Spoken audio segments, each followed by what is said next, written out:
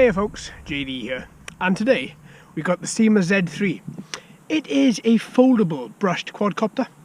I'm hoping this is going to be quite good. It's got optical flow for stability. Now we've got quite a light breeze coming in here today. It's a range of between 2 to 4 miles an hour. I think this copter should be okay in this particular weather front, but we'll soon find out. Now I'm hoping this particular Syma drone is going to be quite good. I'm hoping it's going to be stable. We've got lots of functions to try out. It's controlled via the transmitter or via Wi-Fi if you prefer. Today I think we're going to be going for transmitter, and if we've got enough battery maybe then we'll jump on the Wi-Fi and see exactly how we do there. But without further ado, let's get her up. Right then, so what we got? Let's pop our phone in there. Let's fold this out. Really easy to fold out. There's no locks, nothing at all like that. So once you've folded them out, that's everything that you've got. You've got no buttons to slide them back in to unlock. Right, let's click and hold. Turns on. Transmitter first, as with everything. Single one up and one down to bind. All these LEDs now are solid. From this point now we can connect to the Wi-Fi. Make sure you always do the transmitter first. I say this in a lot of my videos, I don't say it in every one, but make sure you do, just simply because if you bind with the smartphone or if you bind with the transmitter, whichever one you bind with first, that's going to be your control medium. So if you bind with the smartphone but you want to control with the transmitter, you have to turn everything off and bind and rebind again. Now this particular app is called Syma Fly. We've seen Syma Fly before. Now the Z3 did not show up in here.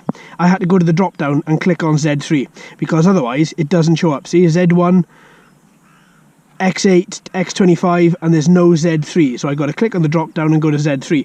And then from there I can click start and hopefully it shows us a screen. But it's kind of hanging for the second. Oh, there we go. Oh, we have Wi-Fi. It is very laggy. Very laggy. Right, okay, what we'll do, let's get these gyros calibrated. There we are, down and to the left in order to get the gyro calibrated, and we've got a single takeoff button on the shoulder, so we're going to push that and up it goes. Now, as with any optical flow quadcopter, you've got to give it a couple of seconds for it to auto adjust. So you want to make sure you've got good light like we have today. You want to make sure that there's no sort of changes in colour or changes in pattern of the floor. Now there's not much I can do about that because it's grass. So you've got some greens, some yellows. There's not really a lot I can do. But to be fair, it doesn't look as if this quadcopter is suffering that much either. Look at that. Got a bit of movement, the barometer keeping it up at a particular altitude, the optical flow sensor just making sure that it remembers where it is by looking at the ground and trying to stay exactly where that is. Look at that, that's pretty good, Right then, let's have a little look at this thing. Those are orange LEDs, really bright. Green LEDs at the back. I'm liking the green at the back, really nice. Now, what we got? So I'm going to be changing the speed mode in a minute, but for the second, I just want to get a feel for her and see exactly how she's going to do in this breeze I spoke about at the beginning of the video.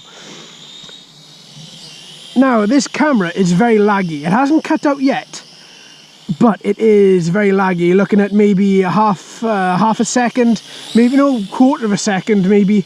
Of lag between turning the quadcopter and when the Wi-Fi updates and when your FPV relay updates.